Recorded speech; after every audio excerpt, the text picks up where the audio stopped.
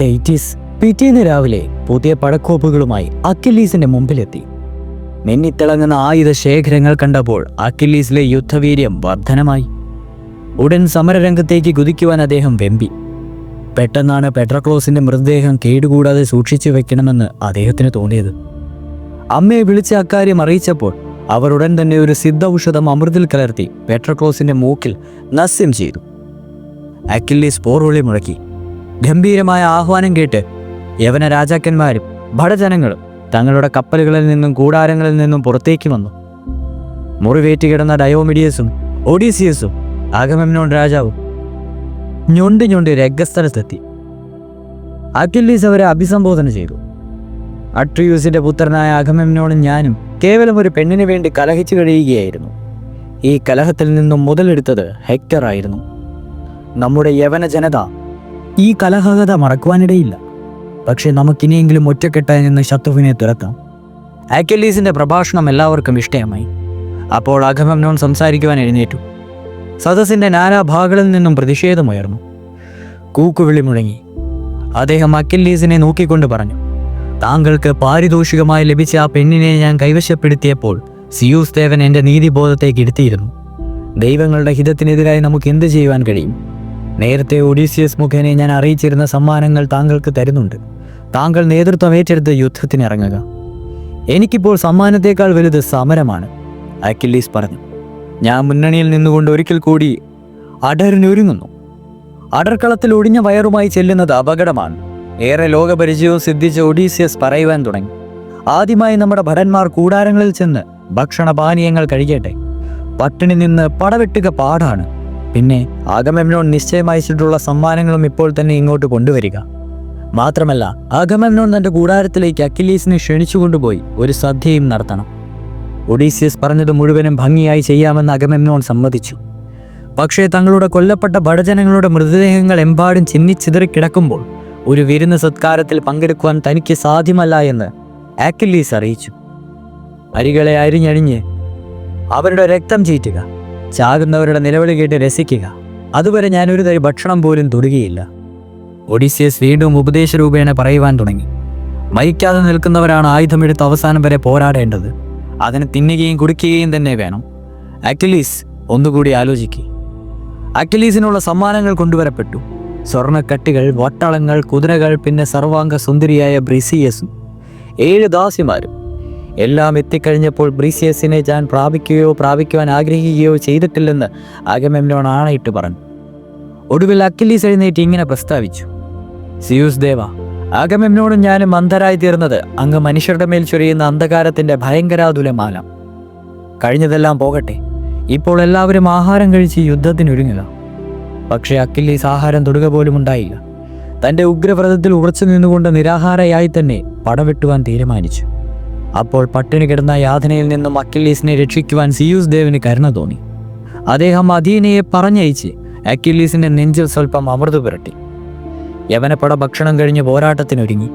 അക്കില്ലീസ് പുതിയ ശിരസ്ത്രാണവും കനക കഞ്ചുകവും അണിഞ്ഞ് പള്ളിവാൾ തോളിൽ തൂക്കി പരിച ധരിച്ച് ഉപ്പൂറ്റി മൂടുന്ന ഒരു ജോഡി പാതകങ്ങളും ഇട്ട് കുന്തമേന്തി നിലകൊണ്ടപ്പോൾ പരിസരം പോലും കിടുകിടാ വിറച്ചുപോയി.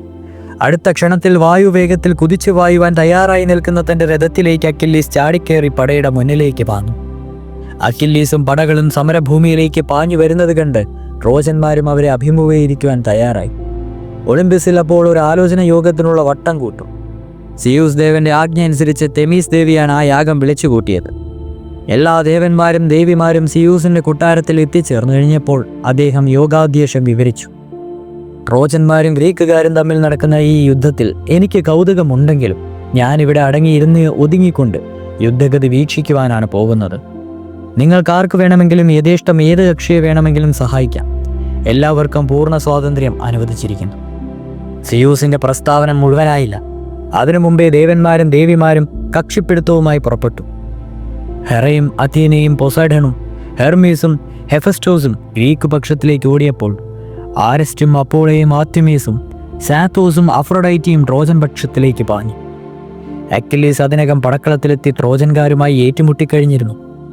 ദേവകൾ അപ്പോൾ ഓരോരുത്തരായി സമരരംഗത്ത് പ്രത്യക്ഷപ്പെട്ടു. പിന്നീട് പൊരിഞ്ഞ യുദ്ധമായിരുന്നു. ഭൂമി വിറച്ചു, പാതാളം നടുങ്ങി. യുദ്ധത്തിനകത്തെ മറ്റൊരു യുദ്ധമായിരുന്നു അത്. അക്കില്ലീസ് അപ്പോഴും ഹെക്ടറിനെ തേടി പുറപ്പെട്ടു. പക്ഷേ ഹെക്ടറെ കണ്ടെത്തുവാൻ കഴിഞ്ഞില്ല. അക്കില്ലീസുമായി പോരാടുവാൻ ഈനിയസ്റ്റാണ് എത്തിയത്. ആഫ്രോഡൈറ്റിയുടെ ആ മകനെ അതിനെ പ്രേരിപ്പിച്ചത് അപ്പോളോ ദേവനായിരുന്നു. ദൈവങ്ങൾ വിചാരിച്ചാൽ അക്കില്ലീസിനെ കുത്തിമലർത്തുവാൻ തനിക്ക് കഴിയുമെന്നും ആ മനുഷ്യൻ്റെ ശരീരം കട്ടിപ്പിത്തള കൊണ്ട് നിർമ്മിച്ചതാണെന്നും തനിക്ക് അഭിപ്രായമില്ലെന്നും പറഞ്ഞുകൊണ്ട് ഈനിയസ് കുന്തവും കുലുക്കി രഥത്തിൽ നിന്ന് ചാടിയിറങ്ങി അക്കില്ലീസിൻ്റെ നേരെ ചെന്നു. പടനിര വിട്ട് മുന്നോട്ട് വന്ന ഈനിയസ്റ്റിനെ കണ്ടപ്പോൾ അക്കില്ലീസിനെ പരിഹസിക്കാതിരിക്കുവാൻ കഴിഞ്ഞില്ല. പ്രാണൻ വേണമെങ്കിൽ പാട്ടിന് പോവുകയാണ് നല്ലതെന്നും അങ്ങനെ പറഞ്ഞ് വീണ്ടും പുച്ഛിച്ചപ്പോൾ ഈനിയസ് തൻ്റെയും അക്കില്ലീസ് തൻ്റെയും വംശപാര്യങ്ങൾ ഉയർത്തിപ്പിടിച്ചുകൊണ്ട് സംസാരിക്കുവാൻ തുടങ്ങി. തുടർന്ന് പ്രിയാമിൻ്റെ പുത്രനായ ഹെക്ടറും താനും ഒരേ വംശത്തിൽപ്പെട്ടവരാണെന്ന് അറിയിച്ചുകൊണ്ട് ചുണിയുണ്ടെങ്കിൽ എന്നോട് യുദ്ധം ചെയ്യുക, നമ്മുടെ സാമർഥ്യം അന്യോന്യം അപ്പോൾ മനസ്സിലാക്കാമെന്ന് പറഞ്ഞതും അക്കില്ലീസിൻ്റെ നേരെ കുന്തം ചാണ്ടിയതും ഒപ്പമായിരുന്നു. പക്ഷേ ദേവനിർമ്മിതമായ അക്കില്ലീസിൻ്റെ പരിചയം തുളച്ചകത്ത് കടക്കുവാൻ ഈനിയസ്റ്റിൻ്റെ കുന്തത്തിന് കഴിഞ്ഞില്ല. അക്കില്ലീസ് പിന്നെ എറിഞ്ഞ കുന്തം ഈനിയസ്റ്റിൻ്റെ പരിചയം തകർത്ത് തോളുരുമിക്കൊണ്ട് കടന്നുപോയി നിലത്ത് ചെന്ന് തറച്ചു നിന്നു. അക്കില്ലീസ് ഉടൻ വാളൂരിക്കൊണ്ട് പാഞ്ഞു ചെന്നു. ഈനിയസ് എടുത്താൽ പൊങ്ങാത്ത ഒരു വലിയ പാറക്കല്ലും എടുത്ത് മുന്നോട്ട് പാഞ്ഞു. കല്ലേറുകൊണ്ട് അക്കില്ലീസിൻ്റെ പരിച തകർന്നാൽ തന്നെയും ഈനിയസ് അദ്ദേഹത്തിന് വാളിന് ഊണാകാമെന്ന് മനസ്സിലാക്കിയ പൊസൈഡൻ, ആ ഒരു ദേവൻ, ആ കാഴ്ച കൊണ്ട് ദൂരെ നിൽപ്പുണ്ടായിരുന്നു. ദൈവങ്ങൾക്ക് നേർക്കാഴ്ചകൾ സമർപ്പിക്കാനുള്ള ഈനിയസ് അക്കില്ലീസിൻ്റെ കൈകൊണ്ട് മരിക്കുന്നത് സിയൂസ് ദേവന് ഇഷ്ടമാകുകയില്ലെന്നും പൊസൈഡൻ അറിയാമായിരുന്നു. പൊസൈഡൻ അതുകൊണ്ട് ഉടൻ രംഗത്തെത്തി അക്കില്ലീസിൻ്റെ കണ്ണുകളിൽ മൂടൽമഞ്ഞ് പരത്തി. എന്നിട്ട് സൂത്രത്തിൽ ഈനിയസ്റ്റിനെ സ്ഥലത്തിൽ നിന്നും കടത്തി. ഒടുവിൽ ഇങ്ങനെ ഒരു ഉപദേശവും കൊടുത്തു: അക്കില്ലീസിനെ കണ്ടാൽ എപ്പോഴും മുന്നണിയിൽ നിന്ന് മാറിക്കൊള്ളണം, ഇല്ലെങ്കിൽ അകാല ചരമത്തിനിടയാവും. അക്കില്ലീസിൻ്റെ കണ്ണുകളിൽ നിന്ന് മൂടൽമഞ്ഞ് മാറിയപ്പോൾ പ്രതിയോഗിയെ മുമ്പിൽ കാണാതെ അത്ഭുതപ്പെട്ടു. പിന്നെ യവന സേനകൾ കേൾക്കെ അക്കില്ലീസ് ഉറക്കെ ഗർജിച്ചു: യവനന്മാരെ, ധീരന്മാരെ, കാത്തുനിന്ന് കാഴ്ച കാണാതെ മുന്നോട്ട് പാഞ്ഞു ചെന്ന് ആഞ്ഞടിക്കുക. ഞാൻ ശത്രുനിര ഭേദിച്ചു മുന്നേറുവാൻ പോവുകയാണ്. ഹെക്ടറിൻ്റെ ശബ്ദം കേട്ടപ്പോൾ അകലെ നിന്നും മുഴങ്ങി: ഞാൻ അക്കില്ലീസിനെ നേരിട്ട് എതിർക്കുവാൻ പോവുകയാണ്. ട്രോജൻ അണികളിൽ നിന്ന് പെട്ടെന്ന് ഉത്സാഹവും പടർന്നു പിടിച്ചു. അപ്പോൾ അപ്പോളോ ദേവൻ പ്രത്യക്ഷനായി ഹെക്ടറോട് ഇങ്ങനെ പറഞ്ഞു: അടുത്തു ചെന്നാൽ അക്കില്ലീസ് നിങ്ങളെ കുന്തം ചാണ്ടി വീഴ്ചകളെ, അതിനാൽ മറപറ്റി മാറി നിന്നാൽ മതി. ഹെക്ടർ അല്പം പരിഭ്രമത്തോടെയാണെങ്കിലും സൈന്യങ്ങൾക്കിടയിലേക്ക് ഒഴിഞ്ഞു മാറി. അക്കില്ലീസിൻ്റെ കലിതുള്ളലായിരുന്നു പിന്നീട്. ട്രോജൻ പടിനടവിലേക്ക് അദ്ദേഹം ചാടി വീണു. പലരുടെയും തലയുടെ രണ്ടായി പിളർന്നു. തലച്ചോറ് ചിന്നിച്ചിതറി, മുതുകെല്ല് വട്ടമൊടിഞ്ഞു, അടിവയർ കുത്തിക്കേറി, കടൽമാലകൾ വെളിക്ക് ചാടി, കാൽമുട്ടുകൾ പൊട്ടിപ്പോയി. കാൽക്കൽ കെട്ടിപ്പിടിച്ച് കാരുണ്യത്തിന് വേണ്ടി യാചിച്ച പലരുടെയും കരൽക്കെട്ടിലേക്ക് അക്കില്ലീസ് കുന്തിമറക്കി. പ്രതികാരാവേശം കൊണ്ട് ഉന്മത്തനായി കഴിഞ്ഞിരുന്ന അക്കില്ലീസിൻ്റെ നേർക്ക് ഹെക്ടർ വീണ്ടും പാഞ്ഞെത്തി. കുന്തം കുലുക്കിയ അഗ്നിബാലം പോലെ ആഞ്ഞു വന്ന ഹെക്ടറെ എതിർക്കുവാൻ അക്കില്ലീസും ഒരുങ്ങി. എറിഞ്ഞു ഹെക്ടർ അക്കില്ലീസിൻ്റെ നേർക്കൊരു ഉഗ്രൻ കുന്തം. പക്ഷെ ചീറിക്കൊണ്ടുവന്ന ആ കുന്തത്തിൻ്റെ നേരെ അധീന വായു തുറന്ന് ഊന്തിയപ്പോൾ അത് മടങ്ങി വന്ന് ഹെക്ടറിൻ്റെ കാൽക്കൽ വീണു. അക്കില്ലീസ് കുന്തം ചാണ്ടി ഒന്നല്ല, 3 പ്രാവശ്യം അപ്പോളോ ദേവൻ ഒരു മൂടൽമഞ്ഞ് പരത്തി ഹെക്ടറെ മറച്ചു കളഞ്ഞു. ദേവസഹായത്താൽ രക്ഷപ്പെട്ട ഹെക്ടറെ ശപിച്ചുകൊണ്ട് അക്കില്ലീസ് രോഷാക്രാന്തനായി ഓടി നടന്ന് പിടികെട്ടിയവരെ എല്ലാം തെരുതെരെ കൊന്നു. അക്കില്ലീസിൻ്റെ പരാക്രമം 10 മടങ്ങ് വർദ്ധിച്ചു. പിന്തിരിഞ്ഞോടിയ ട്രോജന്മാരെ അദ്ദേഹം സാന്തോസ് നദീതീരത്ത് വെച്ച് 2ആയി ചിതറിത്തെറിച്ച ഒരു വിഭാഗം മൈതാന മധ്യത്തിലൂടെ വിരണ്ടോടി. അപ്പോൾ ഹെരാദേവി മൂടൽമഞ്ഞ് പരത്തി അവരുടെ വഴിമുട്ടിച്ചു. മറ്റേ വിഭാഗം സാന്തോസ് നദിയുടെ അഗാധമായ ചുഴികളിൽ ചെന്ന് ചാടി. അപ്പോൾ അക്കില്ലീസ് നദിയുടെ ചാടിക്കൊണ്ട് വാളൂരി എല്ലാവരെയും വെട്ടിയെറിഞ്ഞു. അന്നേരം പ്രിയാമിൻ്റെ പുത്രന്മാരിൽ ഒരുവനായ ലൈക്കൺ നദിയിൽ നിന്നും കയറി രക്ഷപ്പെടുവാൻ ശ്രമിക്കുന്നത് അക്കില്ലീസ് കണ്ടു. കുന്തമോങ്ങിയ അക്കില്ലീസിൻ്റെ കാൽക്കൽ കെട്ടിപ്പിടിച്ചുകൊണ്ട് ലൈക്കോൺ കേടുതാണ് അപേക്ഷിച്ചു, തന്നെ കൊല്ലരുതേയെന്ന്. പിന്നെ പെട്രോക്ലോസിനെ വധിച്ച ഹെക്ടറും താനും ഒരു അമ്മ പെറ്റ മക്കളല്ലെന്നും അക്കില്ലീസിൻ്റെ അറവിലേക്കായി അയാൾ പറഞ്ഞു നോക്കി. പക്ഷേ രക്ഷയുണ്ടായില്ല. കുത്തേറ്റ് നിലംപതിച്ച അയാളുടെ കഴുത്തിൽ അക്കില്ലീസ് തൻ്റെ കരവാൾ കുത്തിയിറക്കി. ചുടിചോര വാർന്നൊഴുകിക്കൊണ്ടിരിക്കെ ആ ശവശരീരത്തെ അക്കില്ലീസ് നദിയിലേക്ക് കാലുകൊണ്ട് തട്ടിയെറിഞ്ഞു. ധിക്കാരികളായ ട്രോജൻകാരെ കൊന്നൊടുക്കുകയോ ഇലിയൻ നഗരത്തിനുള്ളിൽ ബന്ധിച്ചിടുകയോ ചെയ്യുന്നതുവരെ താൻ അടങ്ങുകയില്ലെന്ന് ഗർജിച്ചുകൊണ്ട് അക്കില്ലീസ് ശത്രുസംഹാരം തുടർന്നു. സാന്തോസ് നദി രക്തവർണ്ണമായി. ഒന്നെങ്കിൽ ഹെക്ടറെ കൊല്ലുക, അല്ലെങ്കിൽ ഹെക്ടറാൽ കൊല്ലപ്പെടുക, അതായിരുന്നു അക്കില്ലീസിൻ്റെ ശപഥം. ശവശരീരങ്ങൾ കുന്നുകൂടിയ സാന്തോസ് നദിക്ക് ഇപ്പോൾ ഭാവം പകർന്നു. ഊക്കൻ തിരമാലകൾ ഉയർത്തിയത് അക്കില്ലീസിനെ തട്ടിയിടിക്കുവാൻ ശ്രമിച്ചു. അക്കില്ലീസ് കരയിലേക്ക് ഓടുവാൻ തുടങ്ങി. തിരമാല പിന്നാലെ എത്തി. നിലകിട്ടാത്ത അദ്ദേഹം ഒരു മരത്തിൽ കടന്നു പിടിച്ചു. മരം കടപുഴുകി വീണു. അനുക്ഷണം പെരുകി വരുന്ന ജലപ്രളയത്തിൽപ്പെട്ട് ഞാൻ മരിക്കുകയുള്ളൂ എന്ന് കണ്ടപ്പോൾ അക്കില്ലീസ് സിയൂസ് ദേവനെ വിളിച്ച് വാവിട്ട് കരഞ്ഞു. പൊസൈഡനും അഥീനയും അപ്പോൾ അക്കില്ലീസിൻ്റെ സവിധത്തിൽ പാഞ്ഞെത്തി.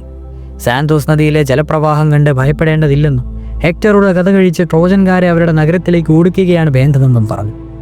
അക്കില്ലീസ് അപ്പോൾ മൈതാനത്തേക്ക് തിരിച്ചു. ഒടുങ്ങാത്ത പ്രതികാര ദാഹത്തോടുകൂടി ട്രോജൻകാരെ പിന്നെയും വെട്ടിവീഴ്ത്തി സാന്തോസ് നദിയും സിമിയോസ് നദിയും അക്കില്ലീസിന്റെ പേരിൽ ഉത്കടമായ അമർഷം തോന്നി. അക്കില്ലീസിന്റെ മുഷ്ക് അവസാനിപ്പിക്കുവാൻ അയാളെ വെട്ടിവിടുങ്ങുന്ന ഒരു കൂറ്റൻ തരംഗം തങ്ങളപ്പോൾ ഉണ്ടാക്കിയേ തീരുവെന്ന് ഇരുനദികൾ നിശ്ചയിച്ചുറച്ചു.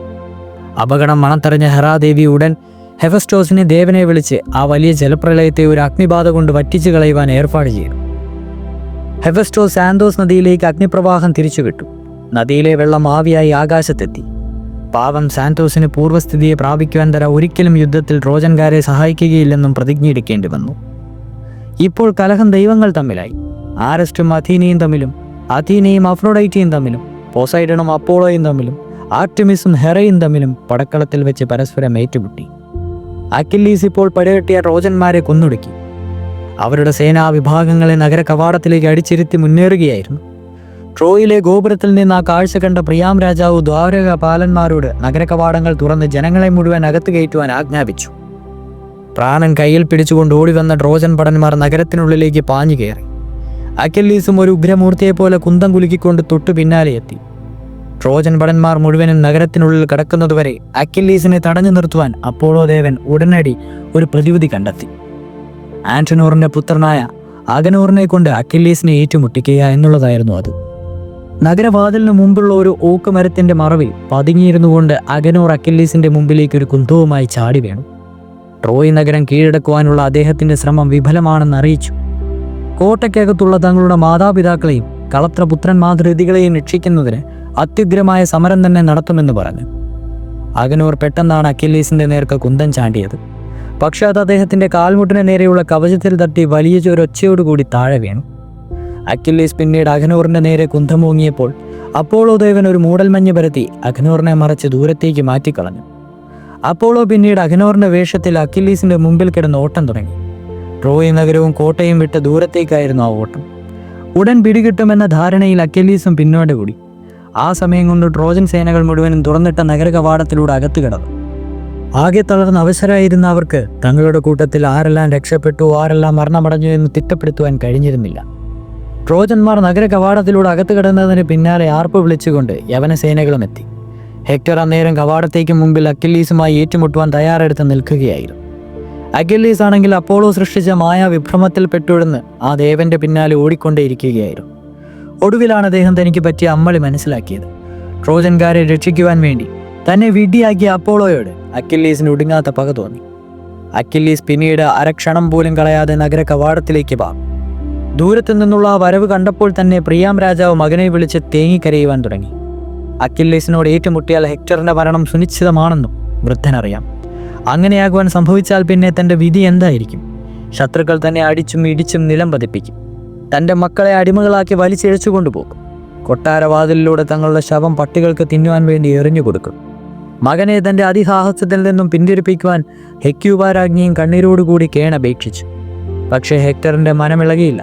പ്രതിയോഗിയെ പിടികൂടുവാൻ പ്രതിജ്ഞാബാധനായിരിക്കുന്ന ഹെക്ടർ കോട്ടവാതിൽക്കൽ ഉറച്ചു നിന്നു.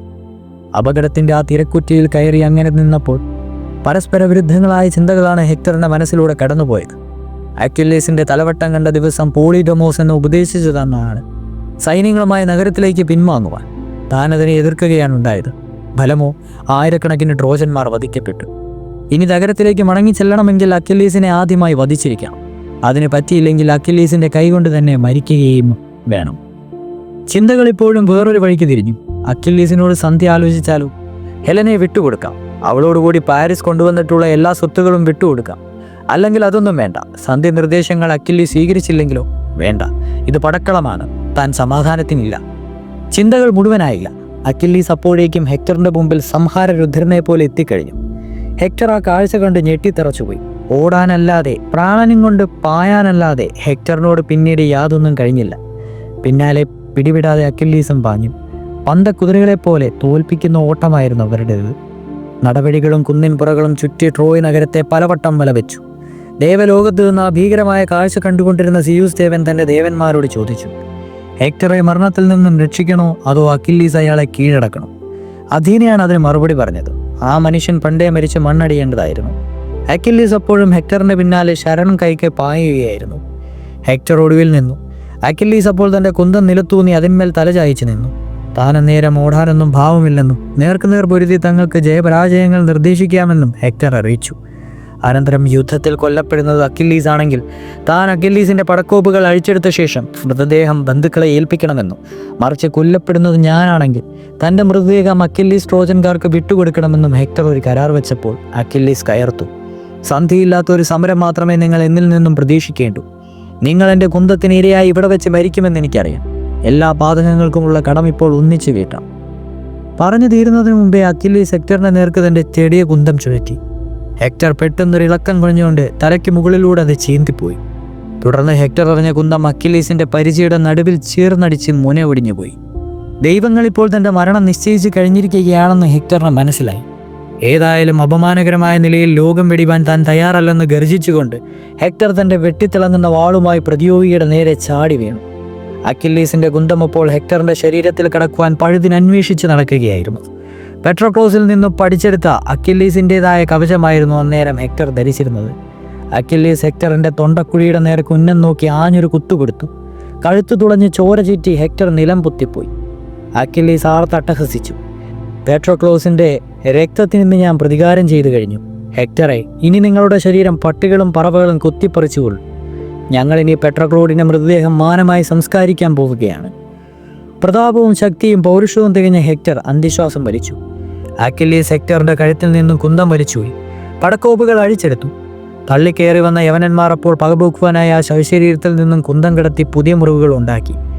അക്കില്ലീസ് പിന്നീട് ഹെക്ടറുടെ ശവശരീരം തൻ്റെ രഥത്തിന്റെ പിന്നിൽ കെട്ടിയിട്ട് അശ്വങ്ങളെ അതിവേഗത്തിൽ പായിച്ചു. കല്ലിലും കട്ടയിലും തട്ടിത്തടഞ്ഞ് ചേറും ചെളിയും പുരണ്ട് കേശാതിപാതം മലീസമാസമായി ഹെക്ടർ രാജകുമാരൻ വലിച്ചിഴക്കപ്പെടുന്നത് കണ്ടപ്പോൾ ട്രോയ് നഗരവാസികൾ കൂട്ടടക്കം വാവിട്ട് നിലവിളിച്ചു. ഹൃദയഭേദകമായ ആ കാഴ്ച കണ്ടു നിൽക്കുവാനാവാതെ പുത്രവത്സലനായ പ്രിയാം രാജാവ് മുഖം പൊത്തി. അപ്പോൾ നമ്മുടെ കുടുംബത്തിനും രാജ്യത്തിനും ആരാണിനി ഒരു അവലംബം എന്ന് മുറവിളിയിട്ടുകൊണ്ട് ഹെക്യൂബ രാജ്ഞി നെഞ്ചത്തടിച്ച് കരഞ്ഞു. അക്കേലീസിന്റെ രഥത്തിന് പിന്നിൽ കിടന്നിരുന്ന മനുഷ്യകോലം കണ്ണീർപ്പെട്ടതോടെ ആൻഡ്രോമാക്കി മോഹല്ലസ്യപ്പെട്ട് വീണുപോയി.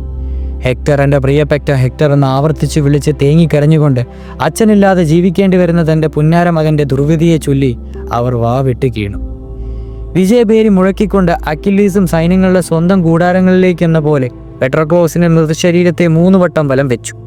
പിന്നെ അക്കില്ലീസ് തൻ്റെ വീരഹസ്ത്രങ്ങൾ പെട്രോക്ലോസിന്റെ നെഞ്ചിൽ അമർത്തി പിടിച്ചുകൊണ്ട് പറഞ്ഞു, പെട്രോക്ലോസ്, പ്രിയ സുഹൃത്തെ, ഹെക്ടറുടെ ശരീരം ശവന്തീനി പട്ടികൾക്ക് തിന്നുവാൻ വേണ്ടി ഞാനിവിടെ വലിച്ചിഴച്ചുകൊണ്ട് വന്നിട്ടുണ്ട്.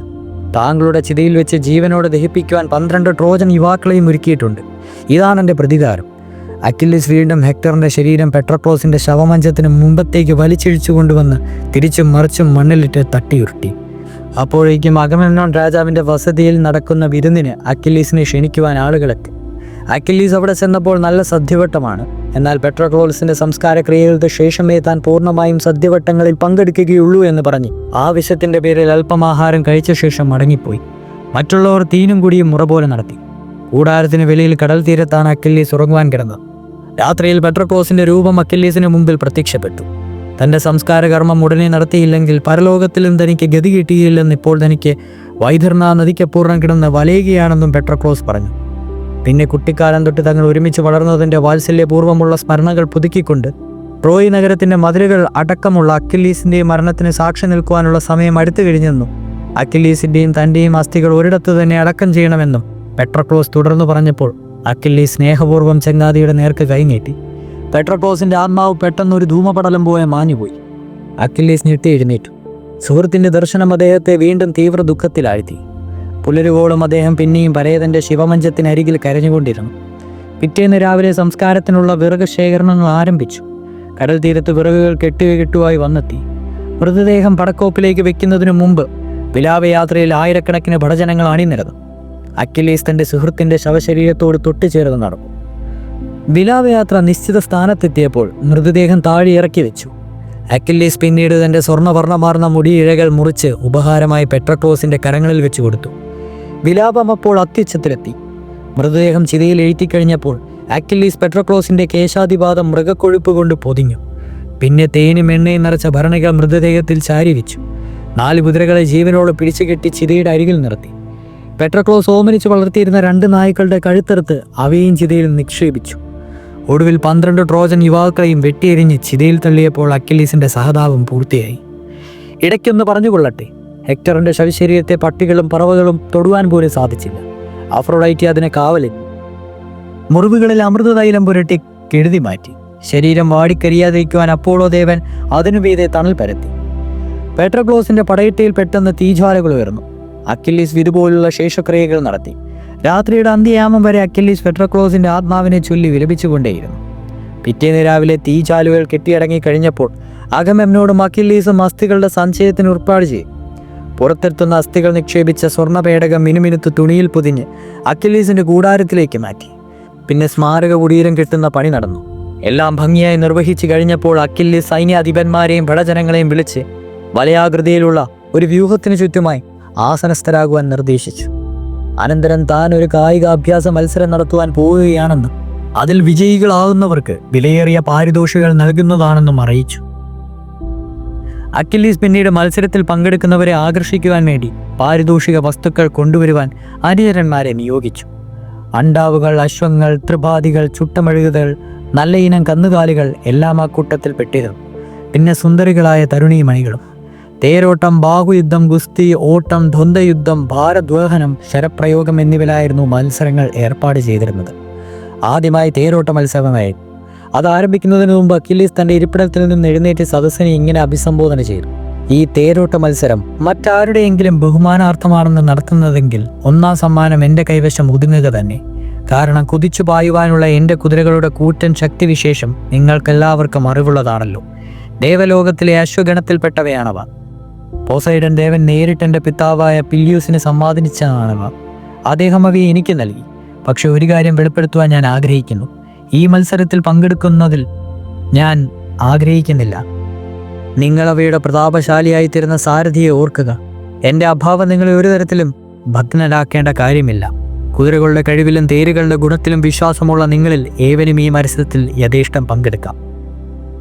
അക്കില്ലീസിന്റെ പ്രഖ്യാപനം അവസാനിച്ചില്ല. അതിനു മുമ്പ് തന്നെ തേരോട്ട മത്സരത്തിൽ പങ്കെടുക്കുവാൻ ഓരോരുത്തർ ചാടി പുറപ്പെട്ടു.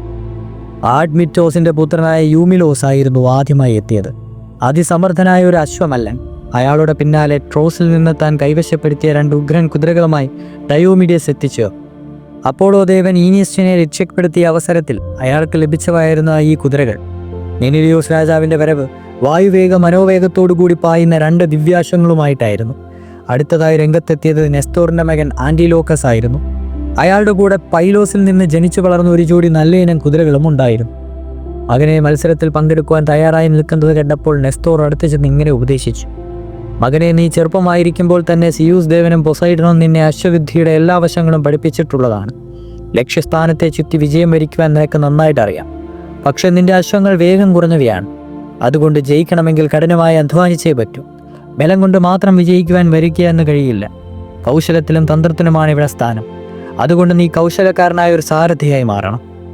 അനന്തരം നെസ്തോർ മത്സരപ്രദത്തിന്റെ തിരുവനേറ്റിപ്പറ്റിയും മത്സരത്തിൽ ലക്ഷ്യസ്ഥാനത്തെപ്പറ്റിയും മകന് വിശദീകരിച്ചു കൊടുത്തു.